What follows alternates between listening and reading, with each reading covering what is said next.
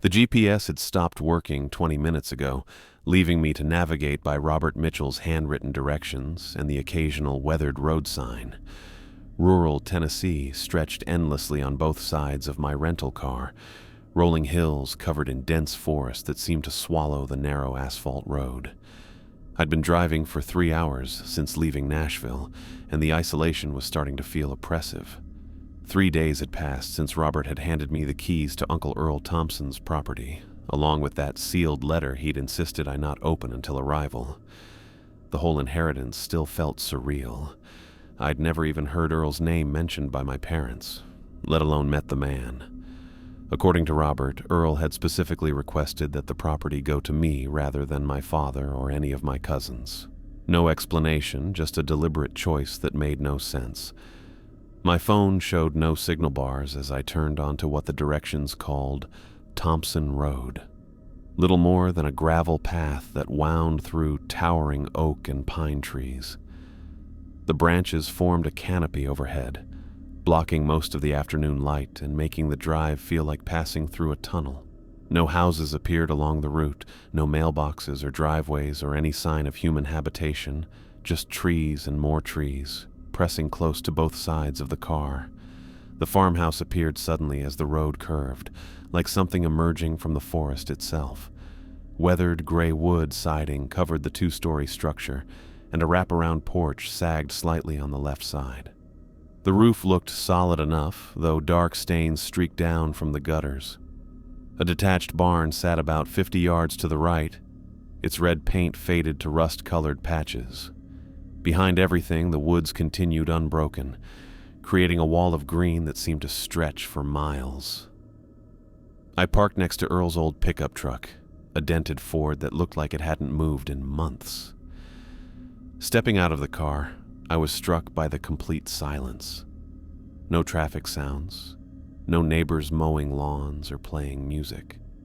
Even the birds seemed unusually quiet.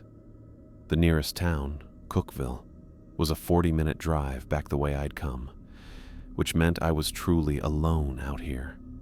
The front door key fit perfectly, though the lock turned with obvious reluctance. Inside, the air smelled of dust and something else, maybe old wood polish or the lingering scent of someone who'd lived alone for too long. The living room held furniture that belonged in a 1980s catalog. Brown corduroy couch, wooden coffee table with deep scratches, and a recliner positioned to face an ancient television set. Family photos lined the mantelpiece above a stone fireplace, showing people I didn't recognize. An older man who must have been Earl appeared in several of them, always standing slightly apart from the others. I explored the first floor methodically, taking inventory of what I'd inherited. The kitchen contained basic appliances that were probably older than I was, and the counters held coffee cans filled with screws and rubber bands. A dining room table was buried under stacks of mail and newspapers, some dating back years. Everything felt preserved, like Earl had simply stopped living rather than actually dying. The sealed letter waited in my jacket pocket, Robert's instructions echoing in my memory. "Read immediately upon arrival," he'd said, with an unusual intensity that had made me wonder what was inside. I pulled it out now, noting my name written in careful handwriting across the envelope. Earl's letter contained 3 pages of lined notebook paper, the kind you'd buy at any grocery store. His handwriting was neat, but obviously written by someone whose hands weren't as steady as they used to be. I read it standing in his living room, surrounded by the physical evidence of a life I knew nothing about. "David, if you're reading this, then I'm dead, and you've inherited more than just property. I chose you specifically because you're not local, which means you don't know the stories people tell about this place. That ignorance might keep you alive long enough to understand what I'm about to tell you. This land has been in our family for 4 generations, and each generation has learned the same hard truth. Something lives in these woods that doesn't want us here, but needs us here. I've spent 20 years figuring out how to coexist with it, and I'm going to share that knowledge with you in the form of 6 rules. Break any of them, and you won't live to regret it." Rule 1. Lock all doors and windows after dark. Check them twice. The things that come at night can't enter uninvited, but they're very good at finding openings you've missed. Rule 2. Never go into the woods alone, and never go into them after sunset under any circumstances. The tree line is a boundary that protects you as much as it protects them. Rule 3. Don't answer the door to strangers after dark, no matter what they say or how much they need help. The things that knock aren't human, though. They'll try to convince you otherwise. Rule 4. If you see a red house anywhere on the property, do not acknowledge it. Don't look at it directly, don't approach it, and definitely don't go inside. Pretend it doesn't exist, because for you, it shouldn't. Rule 5. Stay out of the basement. The door is locked for good reason, and it needs to stay that way. Rule 6. Stay out of the attic. Some doors are meant to remain closed forever. I know these rules sound like the ramblings of a crazy old man, but I'm asking you to trust me. Follow every single one exactly as written. Don't try to investigate or understand why they exist. Don't assume you know better. Your life depends on respecting boundaries you can't see. The property will provide for you if you let it. There's a well-stocked pantry and enough firewood to last through winter. The generator works if the power goes out. Everything you need is here, but only if you follow the rules. I'm sorry to burden you with this, but it has to be family. It's always been family. Your uncle, Earl Thompson. I read the letter twice and then a third time, waiting for it to make sense. The rational part of my mind wanted to dismiss it as the paranoid delusions of an isolated old man who'd spent too much time alone. But the specific detail of the rules, the careful way they were written, and the obvious fear behind the words made me hesitate to write them off completely. My original plan had been simple. Spend one night in the house, take photos of the property, and drive back to Nashville to arrange a sale. The whole inheritance felt like a burden I didn't want or need. I had a good job, a decent apartment, and no desire to become a rural property owner. But Earl's letter changed the equation in ways I couldn't quite articulate. I folded the pages and slipped them back into the envelope, then walked through the house again with different eyes. The locked basement door I'd noticed earlier now seemed more significant. The narrow staircase leading to the second floor made me think about whatever was supposedly in the attic. Even the windows took on new meaning as potential entry points that needed securing. The sun was getting lower outside, casting long shadows across the living room floor. According to my phone, sunset was still a couple hours away, but Earl's rules suggested I needed to take preparations seriously. I checked the front door lock, turned the deadbolt, and tested the handle to make sure it held firm. The back door in the kitchen received the same treatment. Every window on the first floor had working latches that I clicked into place, though most of the frames looked warped enough that the seals weren't exactly tight. The old farmhouse creaked and settled around me as temperature changes or wind moved through the structure. Normal sounds for an old building, but Earl's warnings made every noise seem potentially significant. I found myself listening more carefully than usual, trying to distinguish between harmless house sounds and anything that might be something else. Evening was definitely approaching now, and I could feel the temperature dropping as shadows lengthened across the property. I went through the house one more time, checking every lock and latch with the same methodical attention Earl had apparently thought necessary. Whatever was in those woods, whatever truth lay behind his paranoid-sounding rules, I figured one night of caution wouldn't hurt anyone. The front door lock clicked solidly into place as I tested it for the second time. Earl's first rule echoing in my memory. Lock all doors and windows after dark. Check them twice. I'd followed his instructions exactly. The first odd sound reached me around 8 o'clock, drifting through the kitchen window as I stood at the sink washing a coffee mug I'd found in the cabinet. I'd been trying to settle into some kind of normal evening routine, something to occupy my mind while the darkness outside pressed against the glass. The howling started low, almost like wind through the trees, but there wasn't any wind. I turned off the water and listened more carefully. The sound came again, rising and falling in a pattern that didn't match any animal I could identify. It reminded me of a dog, maybe, but stretched and warped in ways that made my shoulders tense. The noise seemed to bounce between the trees, making it impossible to pinpoint where it originated. Moving closer to the window, I cupped my hands against the glass and peered into the darkness. The tree line was maybe 30 yards from the back of the house, but I couldn't make out anything beyond the first few trunks. No movement, no shapes, just solid black between the trees. The howling continued, sometimes sounding like it came from directly behind the house, sometimes from further away near what I assumed was the barn. Earl's second rule echoed in my memory: never go into the woods alone, and never go into them after sunset under any circumstances.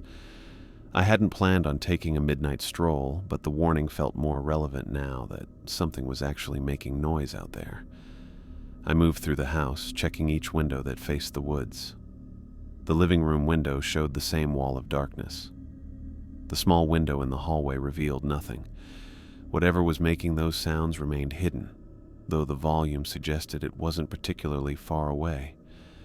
The howling would stop for a few minutes, long enough for me to wonder if it was over, then start up again with renewed intensity. The old farmhouse felt different with those sounds echoing outside.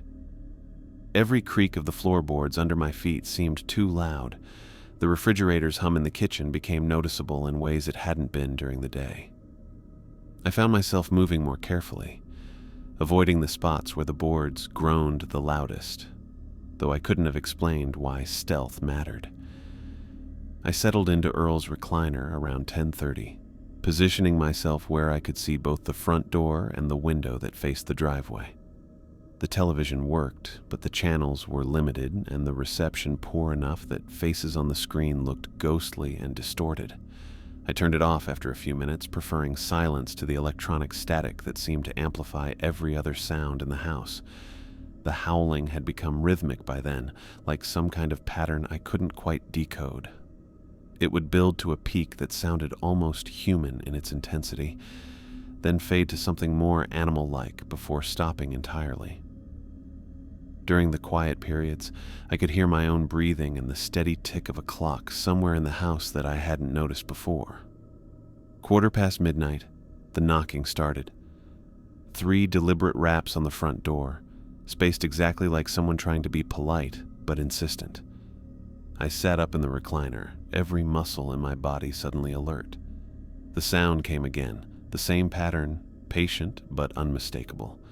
I approached the front door quietly, my socks silent on the hardwood floor. The peephole was an old brass fixture, probably installed decades ago, and when I looked through it I could see a figure standing on the porch, someone in a dark hooded sweatshirt or jacket, facing the door directly. The porch light was off. I'd forgotten to turn it on before dark, but enough ambient light existed for me to make out the basic shape of a person. The knocking resumed, and this time, a voice accompanied it. "Hello? Is anyone home? I need help, please." The voice sounded weak, strained, like someone who'd been walking for a long time or was in pain. Female, I thought, though it was hard to tell through the door. My car broke down about a mile back on the main road. I've been walking for hours trying to find someone with a phone. Please, I'm hurt, and I just need to call for help. I stepped back from the peephole, Earl's third rule playing through my mind word for word. Don't answer the door to strangers after dark, no matter what they say or how much they need help. The things that knock aren't human, though they'll try to convince you otherwise. The knocking continued, more insistent now. "I can see there are lights on inside. Please, I know someone's in there. I'm bleeding and I can't walk much further. I just need to use your phone for 5 minutes." My hand moved toward the deadbolt before I caught myself and pulled it back. Everything about the situation felt normal on the surface, a stranded motorist seeking help from the nearest house. In any other circumstance, in any other place, I would have opened the door without hesitation. But Earl's warning had been specific and absolute, and the timing felt too convenient given the howling that had been echoing through the woods all evening. I moved to the living room window that gave me a different angle on the front porch. Through the glass, I could see the hooded figure more clearly. Average height, definitely female based on build and voice, standing directly in front of the door with her arms at her sides. She wasn't pacing or showing signs of urgency. She wasn't looking around nervously or checking behind her like someone genuinely lost and afraid might do. She just stood there, perfectly still, waiting. "Please, I'm getting so cold out here. I can't feel my feet anymore. Just let me use your phone and I'll leave immediately. I promise I'm not dangerous." The pleading in her voice was convincing, but something about her posture bothered me. She stood too straight, too composed for someone who claimed to be injured and exhausted. Her hood was up despite the fact that it wasn't raining or particularly windy. I couldn't see her face clearly, just shadow beneath the fabric. "I have money if you want payment for the call. Please, I'm desperate. I have kids at home who are probably worried sick about me." The knocking resumed, but now it was continuous rather than the polite 3-rap pattern from before. She was using both hands, drumming against the door with increasing urgency. "I know you're in there. I can see the lights. Why won't you help me? I'm hurt and scared, and I just need 5 minutes of your time." I watched through the window as she stepped closer to the door, pressing herself against it. Her movements looked wrong somehow, too fluid or too rigid, like someone consciously thinking about how to stand and walk rather than moving naturally. "My phone has no signal out here. Yours might work better. Please, I'm begging you. I have children waiting for me at home. They need their mother to come back." The emotional manipulation was becoming more obvious now, each plea carefully designed to appeal to basic human compassion. But Earl's rule had anticipated exactly this scenario, and his warning about things that weren't human trying to convince me otherwise felt increasingly relevant. 20 minutes passed, with the knocking and pleading continuing at irregular intervals. Sometimes she would stop for several minutes, and I would wonder if she'd given up and left. Then the sound would resume, often accompanied by new variations of her story. She claimed to be diabetic and needed medication. She said her car had crashed and someone might be hurt. She mentioned being followed by someone dangerous and needing to hide. Through the window, I watched her finally step back from the door. She stood there for a moment, perfectly motionless again, then turned and walked toward the driveway. Her movement was the most unsettling part of the entire encounter. She didn't walk like someone who was injured or exhausted. She moved with a strange, gliding gait that made it look like her feet weren't quite making proper contact with the ground. Her arms hung at her sides without any natural swing, and her head remained perfectly level as she moved. She disappeared into the darkness beyond the range of what little light spilled from the house windows. I waited at the window for several more minutes, watching for any sign of movement, but saw nothing. The howling from the woods resumed immediately after she vanished, louder and more agitated than before.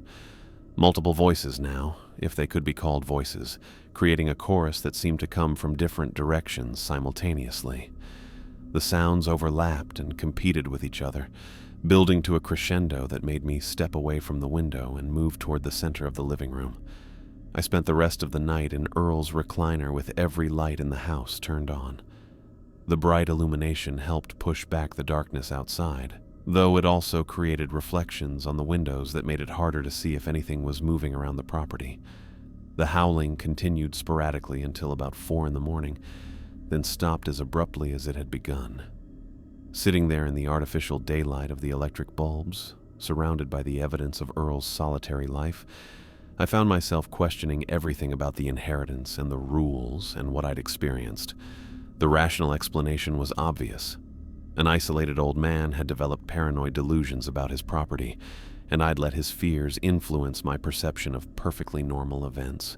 Rural areas had coyotes and other wildlife that could make unusual sounds. Stranded motorists did seek help from nearby houses, even late at night. But the woman's unnatural movement and the timing of her departure with the renewed howling felt too coordinated to dismiss completely. Earl's rules weren't the random fears of a paranoid mind. They were specific, detailed instructions based on apparent experience. Someone had spent considerable time observing patterns and developing responses to them. The house grew quiet as dawn approached, sunlight beginning to filter through the windows and make the electric lights seem harsh and unnecessary. I turned them off one by one, restoring the natural rhythm of day and night to the interior spaces. Outside, the woods looked peaceful and ordinary in the growing daylight, giving no hint of whatever had been moving through them during the dark hours. I remained in the recliner, watching the property slowly reveal itself in the morning light, and tried to decide whether Earl's warnings were based on real threats or the delusions of a man who'd spent too much time alone with his fears. Sleep never came, leaving me stiff and restless in Earl's recliner as natural light gradually replaced the harsh electric bulbs I'd kept burning all night. My neck ached from the awkward position, and my eyes felt gritty from staring at windows for hours. The coffee I'd made around 5 tasted bitter and cold, but the caffeine helped push back the fog of exhaustion that threatened to cloud my thinking. I needed fresh air and daylight to clear my head, to see the property as it actually was, rather than through the lens of Earl's warnings and my own sleepless paranoia. Standing up from the recliner sent shooting pains through my lower back, reminding me that I wasn't 20 anymore and all-night vigils took a physical toll I'd forgotten about. The front door unlocked easily, deadbolt sliding back with a solid click that sounded normal and reassuring in the morning quiet. I stepped onto the porch, breathing in air that smelled of pine needles and damp earth, letting the coolness wake me up properly. The woods looked peaceful in the overcast daylight, just trees and undergrowth without any hint of the sounds that had echoed between them during the dark hours. I turned toward the open field that stretched between the house and the barn, planning to walk the property boundaries and get a better sense of what I'd inherited. The red house sat directly in the center of the field, maybe 100 yards from where I stood. My brain took several seconds to process what I was seeing. The structure looked old but well maintained, with bright red siding that seemed to glow even under the gray sky. 2 stories, white trim around the windows, a front porch with wooden pillars that supported a pitched roof. It looked like something from a postcard about rural America, the kind of house you'd expect to see in a magazine about country living. Nothing had been in that field yesterday. I'd driven past it, looked out the kitchen window at it, walked around the property perimeter. The field had been empty except for tall grass and a few scattered wildflowers. Now a complete house sat there like it had always existed, roots deep in the soil, surrounded by what looked like a well-established yard. Earl's 4th rule echoed in my memory with sudden, urgent clarity. If you see a red house anywhere on the property, do not acknowledge it. Don't look at it directly, don't approach it, and definitely don't go inside. Pretend it doesn't exist, because for you, it shouldn't. I forced myself to look away, turning my attention to the barn as if the red house wasn't there. My peripheral vision kept picking up the bright color, drawing my eyes back like a magnet, but I fought the urge to stare. Earl had been specific about not looking directly at it, and after what I'd experienced during the night, his rules felt less like paranoid delusions and more like hard-earned survival instructions. The barn door hung slightly open, creaking softly as a light breeze moved through the gap. Inside, dust motes danced in the filtered light that leaked through gaps between the weathered boards. Farm equipment from decades past filled most of the space. A rusted plow, coils of barbed wire, tools whose purposes I couldn't identify. Everything looked normal, familiar in the way old barns always did. I found Earl's journal tucked into a wooden crate behind a workbench, wrapped in an oiled cloth that had protected it from moisture and dust. The leather cover was worn smooth from handling, and the pages inside showed the careful handwriting I recognized from his letter. Unlike the single warning he'd left for me, this was a record spanning years, maybe decades. The entries started 25 years ago, documenting strange sounds from the woods and unexplained footprints around the house. Earl wrote about family members who'd visited and left abruptly, refusing to explain why. He mentioned his brother, my grandfather, who'd sworn never to set foot on the property again after a single weekend visit in 1987. Later entries described the hooded figure in detail that matched what I'd seen the night before. Earl had faced the same scenario dozens of times. The polite knocking, the pleas for help, the gradually escalating demands for entry. He'd documented different voices and stories, but always the same unnatural movement and impossible persistence. According to his notes, the figure appeared most often during months when family members visited, as if it was drawn by the presence of someone new. The journal contained a section about relatives who'd broken the rules. His cousin Martin had opened the door to help the hooded figure and was found 3 days later wandering Highway 70, unable to remember his own name or explain where he'd been. Martin's sister had gone into the woods looking for him and never came back at all. The police had searched for weeks but found no trace of her. Tucked between the journal pages were newspaper clippings, yellow with age and brittle to the touch. Most were brief articles about missing persons in the area, people who'd vanished near the woods surrounding Earl's property. But one clipping was different, longer, more detailed, with a headline that made my stomach drop. Local girl dies in tragic accident. The article described Rebecca Thompson, age 8, daughter of Earl Thompson, who died after falling through rotted floorboards in the family home's attic. The incident had occurred 20 years ago during what the paper described as renovation work on the historic property. Rebecca had been playing in the attic when the floor gave way, sending her crashing to the room below. She died from her injuries before emergency services could reach the remote location. Earl's journal entries from that period were sparse and difficult to read, his handwriting shaky with grief. He blamed himself for not securing the attic properly, for allowing Rebecca to play in dangerous areas of the old house. The entries stopped completely for several months after her death, then resumed with a different tone, colder, more focused on documenting supernatural events rather than family life. I closed the journal and rewrapped it carefully, my hands shaking slightly as I processed what I'd read. Rebecca's death explained Earl's 6th rule about staying out of the attic, but it also raised new questions about why he'd remained on the property afterward.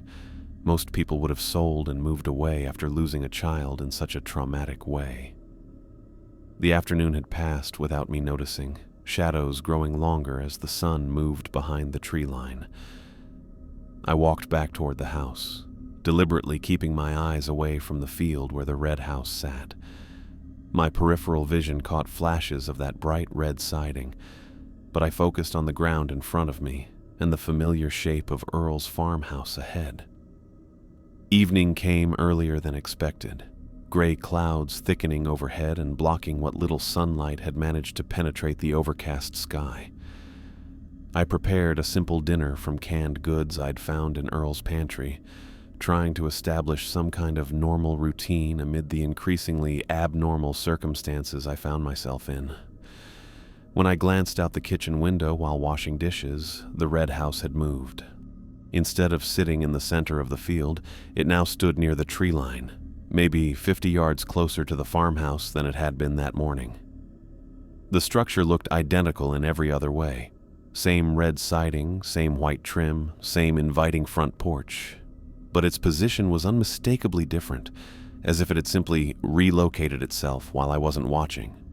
The windows of the red house appeared to glow with warm, golden light that spilled onto the grass around it. Not electric light, but something softer and more appealing like candlelight or a fireplace. Through the kitchen window, I could hear faint music drifting across the field.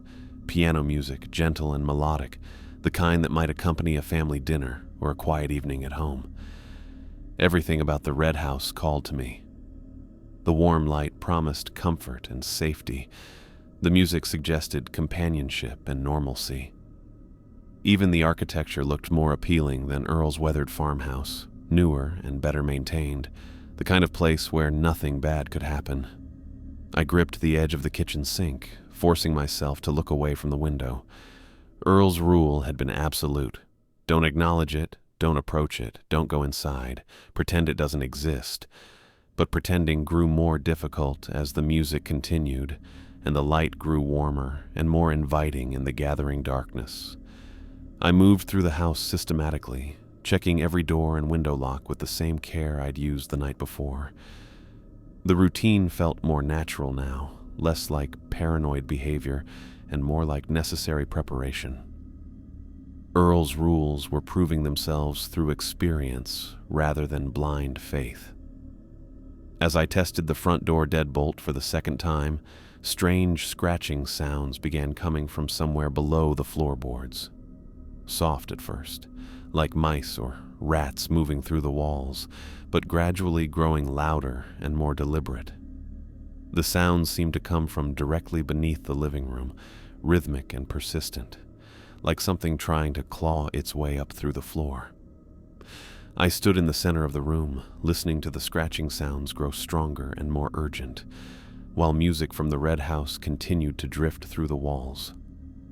Earl's rules suddenly felt less like suggestions, and more like the only thing standing between me and whatever was trying so hard to get my attention. The scratching beneath the floorboards intensified as the hours crawled past, transforming from the tentative mouse-like sounds I'd first noticed into something far more deliberate and unsettling. I sat in Earl's recliner, gripping the worn armrests while the noises evolved into what could only be described as dragging, heavy objects being pulled across a hard surface somewhere directly below the living room. The sounds followed a pattern that suggested intelligence rather than random animal activity. Drag, pause, drag again in a different direction. Sometimes the dragging would stop entirely, replaced by what sounded like furniture being rearranged or boxes being stacked. Other times the noise became rhythmic, like someone methodically moving items from one side of a room to another. I found myself mapping the sounds in my head, trying to visualize the layout of whatever space existed beneath Earl's house. The basement door stood at the end of the hallway near the kitchen, painted the same faded white as the other interior doors. I'd tested the handle yesterday during my initial exploration and found it locked just as Earl's fifth rule had warned it should remain. Around midnight, curiosity overcame caution enough for me to check the door again. I walked down the hallway quietly, my socks muffling any footsteps that might alert whatever was below to my movement. The dragging sounds continued unabated, now accompanied by occasional thuds that shook the floorboards slightly under my feet. The basement door stood slightly open. I stared at the gap between the door and frame, maybe 3 inches of black space that hadn't existed when I'd checked the lock yesterday. The air coming through the opening felt cold and carried a scent like wet concrete mixed with something organic and unpleasant. The dragging sounds were much clearer now, definitely coming from below, and I could hear what might have been footsteps on wooden stairs. Earl's rule echoed in my memory. Stay out of the locked basement. The door was no longer locked, but the spirit of the warning remained clear.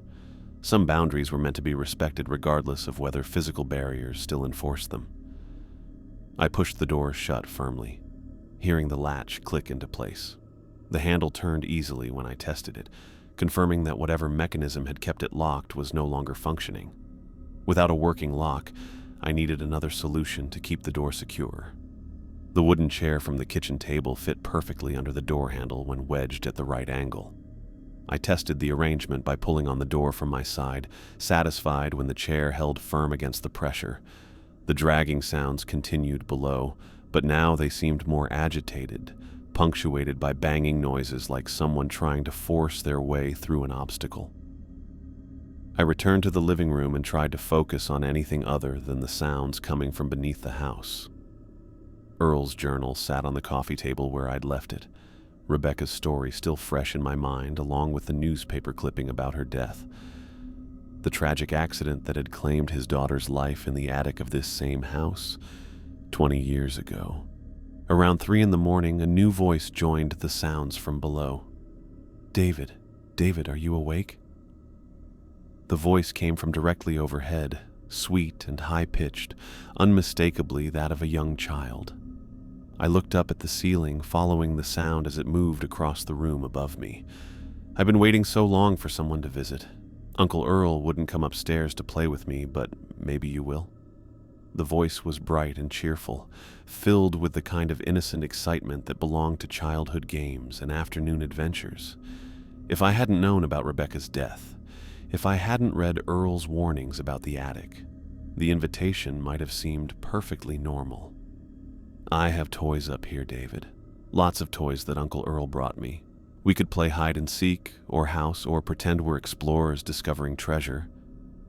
I pressed my hands over my ears, trying to block out the sound, but the voice seemed to come from inside my head as much as from the ceiling above. The cheerful tone made the situation worse somehow, more unsettling than any threatening or aggressive approach would have been. Why won't you answer me, David? I can hear you down there.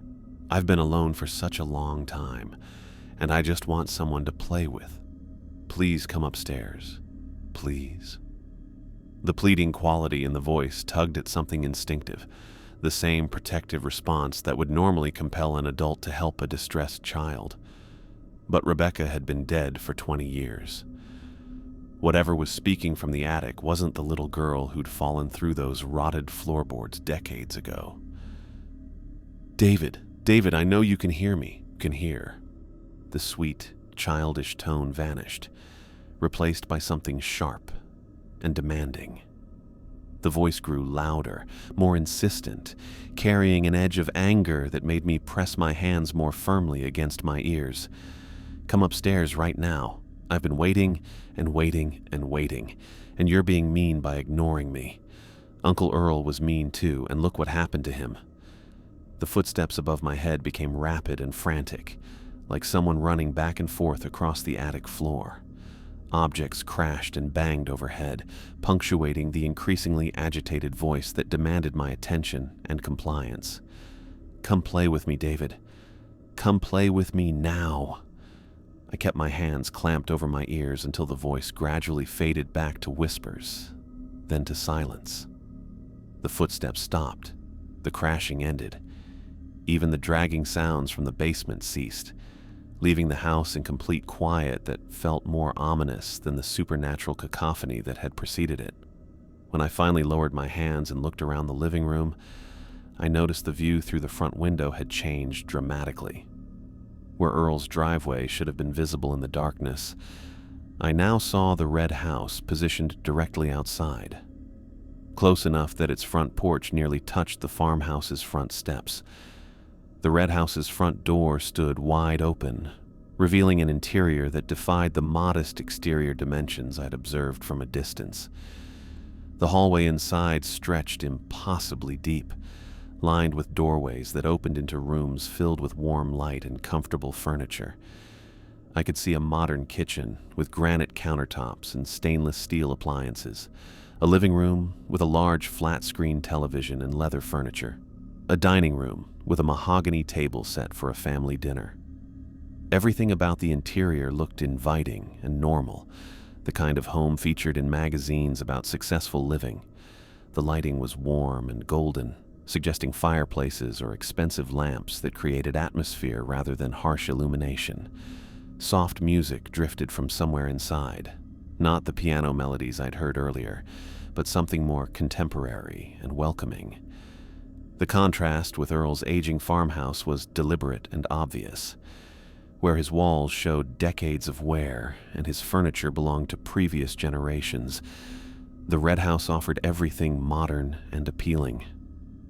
Where his kitchen contained ancient appliances and mismatched dishes, the red house displayed the kind of culinary setup that promised gourmet meals and entertaining guests. I found myself standing closer to the front window, drawn by the vision of comfort and normalcy that the red house presented. After 2 nights of supernatural harassment and growing isolation, the idea of stepping into a space that offered contemporary amenities and peaceful atmosphere felt incredibly appealing. A movement on the front porch caught my attention, pulling my focus away from the enticing interior. The hooded figure stood beside the red house's open door, no longer maintaining the pretense of being a stranded motorist in need of assistance. She had pulled back her hood, revealing a face that belonged in a medical textbook illustration of severe malnutrition. Sunken cheeks and hollow eye sockets gave her skull an almost skeletal appearance, while her skin stretched tight across prominent bones with an unnatural pallor that seemed to absorb light rather than reflect it. Where her eyes should have been, I saw only dark voids that somehow conveyed intelligence and malicious intent. Despite the horrific appearance, her voice remained the same weak, pleading tone I'd heard the previous night. "Please, David, I really do need help. I've been waiting outside for so long and it's so cold. The door to this house is open and there's warmth inside. Won't you come out and help me get to safety?" She gestured toward the red house's open doorway with movements that looked more natural than the rigid motions I'd observed before. Her invitation sounded reasonable, even compassionate. Two people seeking shelter from supernatural threats by entering a space that offered protection and comfort. We could go inside together, David. It looks so much nicer than that old farmhouse. Look at the furniture, the modern appliances, the warm lighting. You deserve better than what you've inherited. You deserve a real home. The appeal was sophisticated and targeted, acknowledging my dissatisfaction with Earl's aging property, while offering an alternative that addressed every complaint I might have. The red house wasn't just shelter. It was an upgrade, a reward for enduring the harassment and isolation that came with following Earl's rules. I backed away from the window, breaking eye contact with the hollow-socketed face that watched me with unblinking attention. The coordinated timing of these events was becoming impossible to ignore. The basement door opening just as the scratching sounds intensified, Rebecca's voice from the attic growing angry when I refused to engage. The red house positioning itself directly outside my window at the exact moment when Earl's farmhouse felt most uncomfortable and unwelcoming. These weren't random supernatural encounters happening to coincide by chance. They were deliberate attempts to break Earl's rules, each one designed to exploit different aspects of human psychology and need. The basement appealed to curiosity. The attic voice targeted compassion and social obligation. The red house offered comfort and material improvement. The hooded figure provided companionship and shared purpose. I understood now why Earl had been so specific in his warnings, why he'd emphasized following the rules exactly without investigation or assumption of superior knowledge. The entities that surrounded this property weren't mindless threats operating on instinct. They were intelligent, coordinated, and patient enough to study their targets and develop sophisticated approaches to manipulation. Standing in the center of Earl's living room, surrounded by evidence of his decades-long resistance to these same temptations, I realized that surviving here wasn't just about avoiding physical danger. It was about maintaining the mental discipline to resist increasingly persuasive arguments for abandoning caution and embracing what appeared to be better alternatives. The red house's warm light continued to glow outside the window. Rebecca's footsteps resumed overhead, quieter now but persistent. The basement door rattled against the chair I'd wedged beneath the handle. The hooded figure remained on the porch, her hollow eyes fixed on the farmhouse windows with inhuman patience. All of them waited for me to make the choice Earl had faced for 20 years, follow the rules, and remain trapped in an aging farmhouse with increasingly aggressive supernatural harassment, or break the boundaries that kept these entities at bay and discover what they really wanted from the Thompson family. The hours between midnight and dawn stretched into an eternity of escalating chaos that made the previous night's encounters seem like gentle warnings. I remained in Earl's recliner, gripping the armrests, while supernatural forces pressed against every boundary he'd established, testing the limits of his rules with increasing desperation and violence. The realization hit me around 4 a.m. as I watched the coordinated assault unfold. These entities weren't just harassing me for entertainment or malicious pleasure. They were running out of time. Something about my presence here had triggered a countdown, and they sensed I might leave soon if they couldn't break through my resistance. Earl had mentioned in his journal that the supernatural activity always intensified when family members visited. But this felt different. More urgent, more focused. They weren't just trying to drive me away anymore. They were trying to claim me before I could escape. The basement door exploded open with a crash that shook the entire house, sending the kitchen chair I'd wedged beneath the handle skittering across the hallway floor. The barrier I'd created meant nothing against whatever force had been building pressure from below. Cold air rushed up from the basement opening, carrying scents of damp earth and decay that made my stomach turn. Multiple voices began calling my name from the basement depths, overlapping and echoing until they created a chorus of demands that filled the house. Men's voices, women's voices, children's voices, all of them calling for David with increasing insistence. Some pleaded, some commanded, some wept with desperate longing. The variety suggested decades of accumulated victims, people who'd broken Earl's rules and been claimed by whatever waited below. David, come down to us. We've been waiting so long. David, join us. It's peaceful down here. No more rules, no more fear. David, David, David!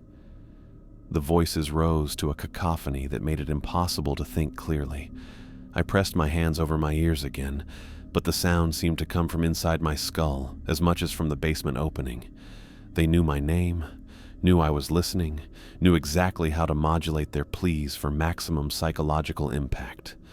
Rebecca's voice from the attic transformed from the sweet, childish pleading I'd endured earlier into something far more disturbing. Her words became a constant wail that penetrated the ceiling and filled every corner of the house, no longer asking me to play, but begging me to join her in death. David, please die with me. Please fall through the floor like I did. It only hurt for a moment and then we can be together forever. Uncle Earl wouldn't die with me, but you can. You can end the loneliness, David. Please, please, please die with me. The wailing continued without pause for breath, rising and falling in pitch, but never stopping completely. Between her words, I could hear frantic scratching and clawing overhead, like fingernails being dragged across wooden boards until they splintered and bled. The sounds of her desperate attempt to reach me created a rhythmic accompaniment to her verbal pleas. Through the front window, the red house had pressed itself against Earl's front porch, its structure somehow compressing and expanding to fit the available space. The door that had been invitingly open now revealed a hallway that stretched impossibly far into the distance, lined with rooms that glowed with warm, welcoming light. But it was the sounds coming from inside that proved most unsettling. I could hear a family, parents and children, calling for me to come home. Their voices carried genuine warmth and affection, the kind of unconditional love that belonged to childhood memories and holiday gatherings. David, dinner's ready. Come inside, sweetheart. Dad, David's finally here. Come meet him. We've been waiting for you, son. Your room is ready upstairs. The voices painted a picture of acceptance and belonging that Earl's empty farmhouse couldn't match.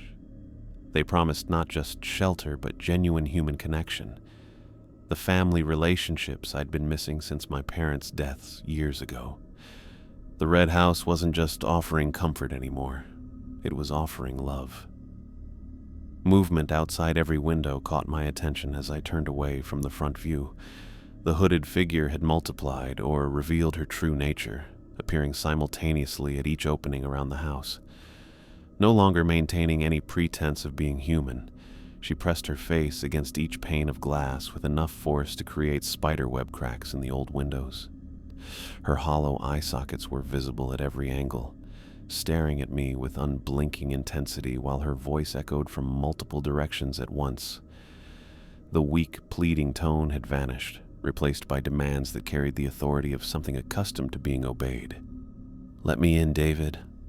Open these windows. Unlock these doors. You've hidden long enough behind Earl's pathetic rules. I'm tired of waiting. Tired of asking politely. Tired of pretending to need your help. She began striking the windows with her fists, the impacts creating rhythmic percussion that matched the wailing from above and the calling from below. The glass held for now, but hairline fractures spread with each blow, suggesting the barriers wouldn't last much longer under sustained assault. Earl kept me out for 20 years, David, but he's gone now. You're weaker than he was, more susceptible to loneliness and doubt. You'll break these rules eventually, and when you do, I'll be waiting. The coordinated nature of the assault became impossible to ignore. Every supernatural element on the property was working together, applying pressure from different directions and exploiting different psychological vulnerabilities. The basement voices appealed to curiosity and social obligation. Rebecca's wailing targeted compassion and guilt. The red house offered comfort and family. The hooded figure represented direct confrontation and dominance. They were running out of time, and they knew it. The realization crystallized as I sat in Earl's chair, surrounded by chaos but somehow achieving clarity amid the supernatural storm. These entities weren't just harassment. They were a containment system. Something about the Thompson family presence on this property kept them bound here, unable to spread beyond the tree line into the surrounding communities. Earl hadn't stayed here as a victim. He'd remained as a guardian, sacrificing his freedom and normal life to keep these supernatural forces from affecting innocent people. His 20 years of isolation and rule following hadn't been paranoid delusion. It had been a deliberate choice to serve as a living seal on whatever had taken root in these woods. And now they needed a replacement. The entities grew more desperate as dawn approached because they understood what I was only beginning to grasp. If I left the property, if I broke the family connection by selling to strangers, the containment would fail. Whatever had been kept here for decades would be free to spread, to hunt, to claim victims beyond the woods that currently served as their prison. That's why Earl had left the property to me specifically. Not because he wanted to burden a stranger with supernatural harassment, but because he needed family to maintain the seal. The Thompson bloodline wasn't cursed. It was conscripted into service as guardians of something that couldn't be allowed to escape. As the first hints of natural light began to filter through the cracked windows, the supernatural assault reached its crescendo. The basement voices became a roar of demand. Rebecca's wailing rose to inhuman pitch. The Red House family called my name with increasing desperation. The hooded figure struck the windows with enough force to shatter normal glass. But I understood now what Earl had faced, what choice he'd made, what sacrifice he'd accepted to protect people who would never know his name or appreciate his service. The decision I needed to make wasn't about my own comfort or safety. It was about responsibility to a larger community that had no idea these threats existed. I stood up from the recliner and walked to the center of the living room, surrounded by supernatural chaos, but feeling strangely calm. The entities had shown me their full power, revealed their true nature, demonstrated exactly what they were capable of when they stopped pretending to be harmless. They had also shown me how much they needed me to stay. I understand now, I said aloud, my voice cutting through the supernatural cacophony. Earl faced this same choice 20 years ago, and he chose to stay. He chose to keep you contained here instead of letting you spread. The basement voices stopped calling my name. Rebecca's wailing faded to silence. The Red House family ceased their invitations.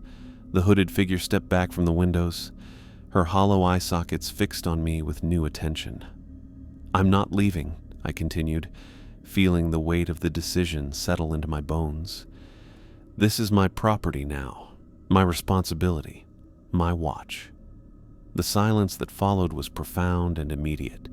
Every supernatural presence on the property went quiet, as if they were processing this unexpected development. They had been so focused on preventing my escape that they hadn't considered the possibility I might choose to stay voluntarily. I walked to the kitchen and retrieved Earl's journal from where I'd left it on the counter. The leather binding felt warm in my hands, like it had been waiting for this moment.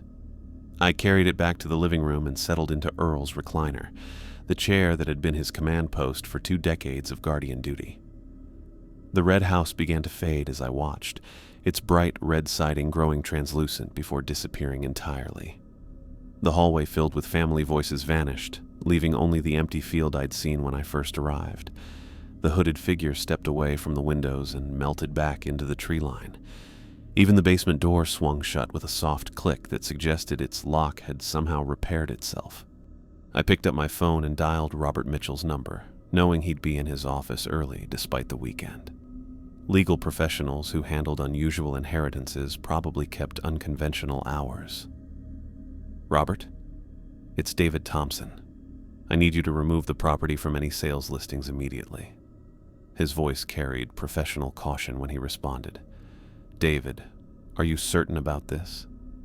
Yesterday you seemed eager to liquidate the estate quickly." "I've changed my mind. This is family property, and it needs to stay that way. Can you handle the paperwork to make it permanent?" "Of course. I'll take care of it first thing Monday morning. Is there anything else you need?" I looked around Earl's living room, seeing it now not as a prison but as a command center. The worn furniture wasn't just old, it was positioned for optimal sight lines to every window and entrance. The scratched coffee table bore the marks of decades of vigilant use. Even the ancient television made sense now, providing background noise during long nights of watching and waiting. "No, Robert, that's everything I need." After ending the call, I opened Earl's journal to the final entry and read his last words. "The burden passes to family, as it always has. Whoever comes next will understand eventually why this sacrifice matters. The Thompson name carries weight here, and weight brings responsibility." I understood now why he'd chosen me over other relatives who lived closer or had stronger family connections.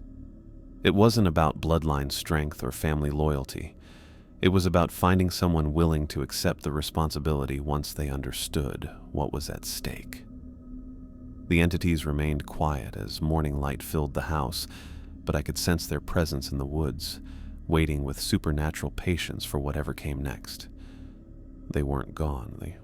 They were simply accepting the terms of a contract that had been renewed for another generation.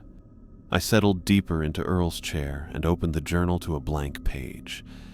Someone would need to continue documenting the supernatural activity, maintaining the record for whoever inherited this responsibility after me.